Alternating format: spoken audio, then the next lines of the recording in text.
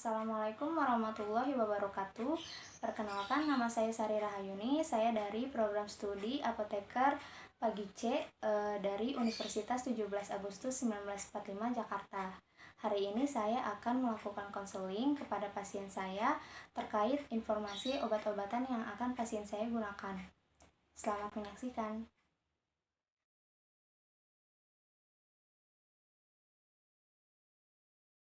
Prolog. Seorang wanita bernama Nyonya Yani berusia 50 tahun sudah menjalankan rawat inap. Dia datang ke Depo Farmasi untuk mengambil obat pulang. Sebelumnya, pasien datang ke UGD dengan keluhan sesak nafas berat seminggu terakhir. Sesak nafas dirasakan bertambah berat dengan aktivitas ringan seperti menyapu, mandi, dan berjalan kurang lebih 10 meter. Pasien juga sering tiba-tiba bangun pada malam hari karena sesak nafas disertai batuk berdahak, dan dada di sebelah kirinya terasa berat serta berdebar-debar. Pasien mengetahui dirinya menderita hipertensi dan diabetes mellitus tipe 2 sejak 8 tahun yang lalu. Namun, pasien hanya mengkonsumsi obat antihipertensi dan antidiabetes pada saat merasa nyeri kepala saja. Adapun pemeriksaan fisik pasien yaitu tekanan darahnya 200/110 mmHg, kemudian laju nafasnya 27 kali per menit, gula darah sewaktunya 207 mg per desiliter, detak jantungnya 110 kali per menit, kemudian JVP-nya meningkat sampai 2 cm di atas normal. Dari pemeriksaan tersebut, pasien didiagnosa mengalami gagal jantung kelas 3 akibat dari hipertensi dan diabetes mellitus tipe 2. Adapun obat pulang yang diresepkan oleh dokter kepada pasien adalah Captopril 12,5 mg diminum 3 kali sehari 1 tablet, kemudian Metformin 500 mg diminum 3 kali sehari 1 tablet, lalu ada Bisoprolol 2,5 mg diminum 1 kali sehari setengah tablet, lalu ada ISDN 5 mg 1 kali sehari 1 tablet.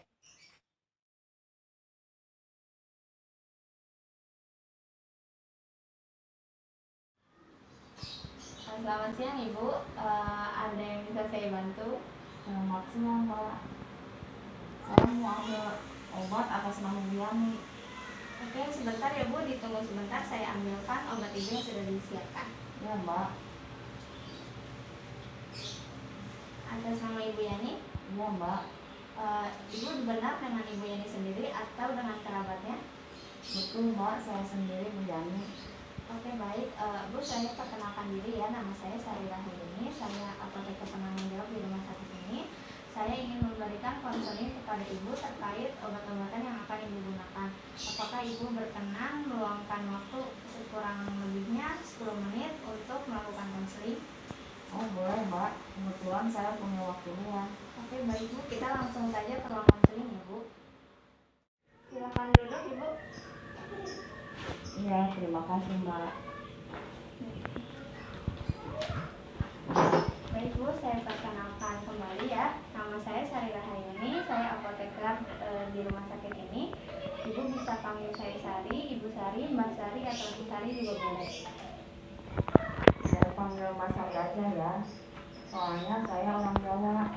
Iya Bu, boleh. Sebelumnya bisa Ibu perkenalkan diri Bu, dari nama lengkap, usia, kemudian alamatnya di mana? Nama saya Yani Aryani, umur 50 tahun, dan tempat tinggal di Cikupa, Tangerang Mbak. Oke, Ibu, saya akan menjelaskan sedikit ya Bu tentang manfaat dari konseling. Yang pertama, Ibu bisa mendapatkan informasi terkait obat-obatan yang akan Ibu gunakan. Kemudian Ibu bisa menghindari dari kesalahan penggunaan obat dan juga dapat meningkatkan keberhasilan terapi. Ibu juga nanti bisa menanyakan apapun yang ingin Ibu tanyakan terkait konseling ini ya Bu. Iya baik Mbak. Baik Bu, kita mulai ya sesi konselingnya. Apakah Ibu sudah dijelaskan oleh dokter tentang manfaat atau khasiat dari obat ini? Sudah Mbak, ada obat yang sebelumnya saya minum, Captopril untuk obat darah tinggi dan Metformin untuk obat gula. Tapi saya minum obat itu kalau saya pusing aja. Untuk obat yang lain saya belum tahu Mbak. Iya betul. Untuk Captopril benar untuk menurunkan darah tinggi atau yang disebut antihipertensi. Kalau untuk metformin juga betul, obat gula atau biasa disebut obat antidiabetes. Lalu untuk ini bisoprolol fungsinya untuk memperlambat detak jantung. Dari hasil lab ibu, detak jantung ibu lumayan cepat. Kemudian ini untuk ISBN, ini fungsinya untuk memperlebar pembuluh darah sehingga ibu bisa bernapas lega tanpa adanya nyeri dada. Oh, seperti itu ya Mbak. Iya betul. Apakah ibu bisa mengulang kembali apa yang saya sampaikan untuk memastikan kalau ibu mengerti? Bisa Mbak. Ini obat Captopril untuk menurunkan darah tinggi atau obat antihipertensi. Ini obat metformin untuk obat gula atau obat antidiabetes. Yang ini obat bisoprolol untuk memperlambat detak jantung agar bisa normal kembali, dan yang ini ISBN untuk melebarkan pembuluh darah agar saya bisa bernapas lega atau adanya nyeri di dada. Tanpa adanya nyeri di dada. Ya betul sekali Bu. Kita lanjut ya Bu. Apakah dokter sudah menjelaskan tentang aturan pakai dari obat-obatan ini? Belum Mbak. Baik, saya jelaskan ya Bu. Ini yang pertama ada Captopril 12,5 mg, diminumnya 3 kali sehari 1 tablet sejam sebelum makan pada saat pagi jam 6, kemudian siang jam 2, lalu malam jam 10. Lalu ada metformin 500 mg 3 kali sehari 1 tablet diminum sesudah makan pagi jam 6, siang jam 2, dan malam jam 10. Jadi sebelum makan ibu minum Captopril dan sesudah makannya ibu minum metformin. Kemudian ada bisoprolol. Bisoprolol ini 2,5 mg diminumnya 1 kali sehari setengah tablet sesudah makan pada pagi hari. Bisoprolol ini sebelum diminum ibu potek dulu ya, atau dibelah dulu tabletnya. Jadi setengahnya untuk hari ini, setengahnya untuk esok. Jangan lupa sisanya disimpan di klip obat kembali, ditutup rapat. Kemudian ini untuk ISBN-nya 5 mg diminum 1 kali sehari 1 tablet sesudah makan pada saat malam hari jam 8. Jika ibu nanti telat minum obat atau ibu lupa, abaikan saja ya Bu sampai nanti waktunya minum obat selanjutnya. Jangan sampai menggandakan dosis ya Bu. Kemudian ibu mengkonsumsi obat-obatan ini sampai nanti ibu kontrol kembali dengan dokter.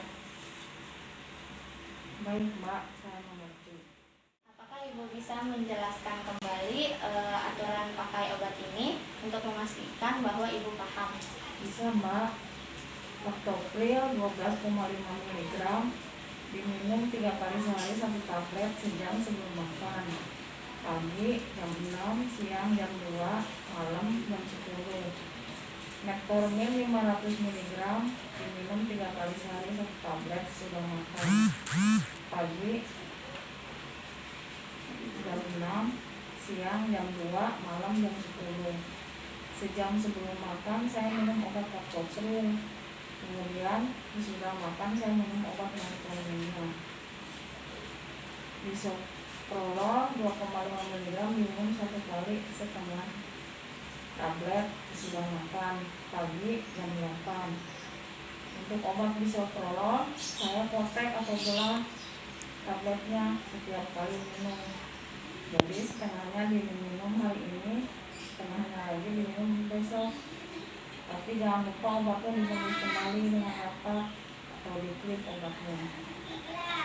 ISBN 5 mg diminum 1 kali sehari 1 tablet sudah makan malam jam 8. Kalau telat makan minum obat ini, biarkan saja sampai waktu minum obat selanjutnya dan tidak boleh mengandalkan dosis. Obatnya diminum sampai nanti kontrol kembali dengan dokter. Ya betul sekali Ibu. Kita lanjutkan ya Ibu. Apakah dokter sudah menjelaskan tentang hasil yang diharapkan dari pengobatan ini? Dokter hanya bilang agar saya patuh dalam minum obat supaya bisa beraktivitas kembali seperti biasa. Iya benar sekali Bu. Jadi hasil yang diharapkan dari pengobatan ini itu agar ibu bisa normal kembali dan bisa berkegiatan seperti biasanya atau sehari-hari. Tentu saja itu semua bisa dicapai kalau ibu patuh minum obat. karena ibu sudah didiagnosa hipertensi dan diabetes oleh dokter, jadi ibu harus mengontrol gula darah dan tekanan darahnya dengan obat-obatan ini agar stabil sehingga terhindar dari komplikasi lainnya seperti gagal jantung yang ibu derita saat ini.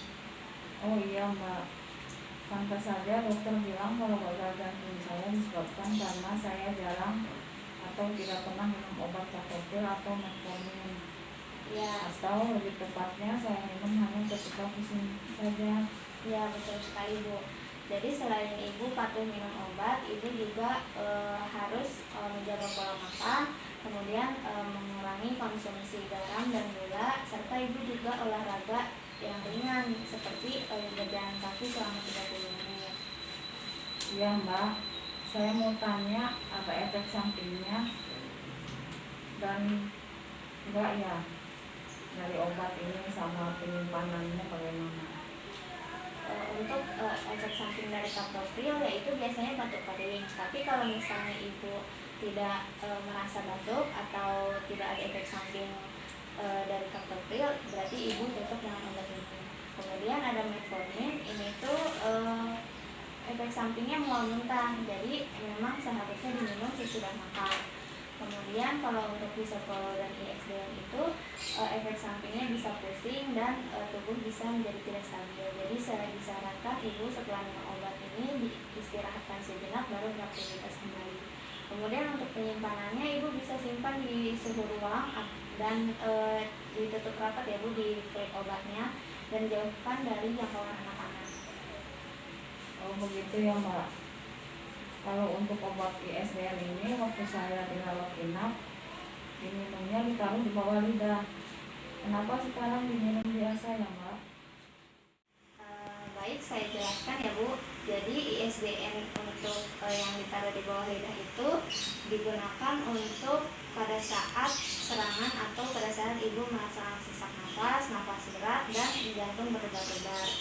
Karena di bawah lidah kita itu terdapat pembuluh darah yang langsung menuju ke jantung, sehingga efeknya akan lebih cepat supaya si nyeri dada dan sesak nafasnya itu bisa berkurang atau hilang secepat mungkin. Nah, sedangkan untuk ISDN yang oral atau diminum itu digunakan untuk menjaga agar si serangan-serangan tersebut tidak terjadi lagi, Bu. Oh gitu ya Mbak, saya paham. Mbak, kenapa ya dari diabetes dan hipertensi ini bisa menyebabkan gagal jantung? Baik Bu, saya jelaskan ya. Jadi fungsi jantung itu adalah untuk memompa darah ke seluruh tubuh dan menampungnya kembali lewat pembuluh darah. Jika kadar gula darah atau tekanan darah meningkat, itu akan menyebabkan penyempitan pembuluh darah sehingga si jantung akan bekerja lebih keras untuk memompa darah. Nah, ketika si jantung itu merasa sudah lelah memompa darah ke seluruh tubuh, itu akan menimbulkan gejala-gejala gagal jantung seperti sesak nafas, kemudian nafas berat, jantung berdebar-debar dan biasanya cepat lelah. Oh begitu ya Mbak, kasihan juga jantung saya. Iya, betul. Jadi jantungnya harus bekerja keras. Sebelumnya ibu punya riwayat alergi atau tidak ya? Saya punya alergi pada antibiotik Ceftriaxone Mbak. Setelah minum obat itu, muka saya langsung bengkak dan gatal. Oh begitu. Kalau gitu nanti kalau misalnya ibu mengalami atau setelah minum obat ini terjadi efek efek alergi, ibu langsung hubungi dokter ya, biar dokter menindaklanjuti selanjutnya. Ya Mbak, Mbak saya boleh nggak mengkonsumsi sereal seperti Entrasol?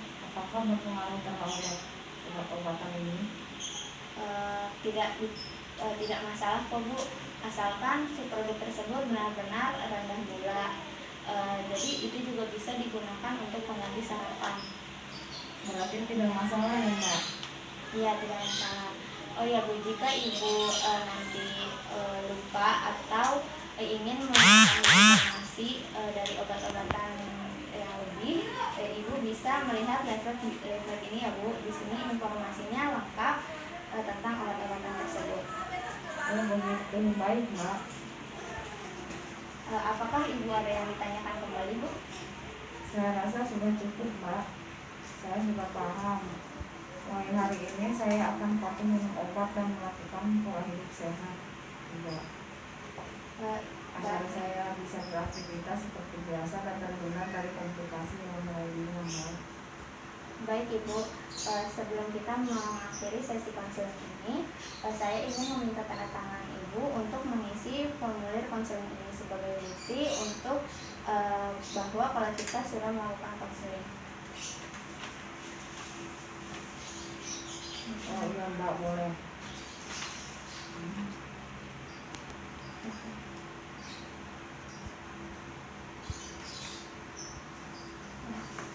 Baik, terima kasih ya Bu untuk waktunya. Semoga Ibu cepat sembuh dan sehat kembali. Semoga apa yang saya sampaikan, informasi yang saya sampaikan bisa bermanfaat buat Ibu. Ya Mbak, terima kasih kembali. Kalau begitu saya permisi ya Mbak. Selamat siang. Selamat siang Ibu.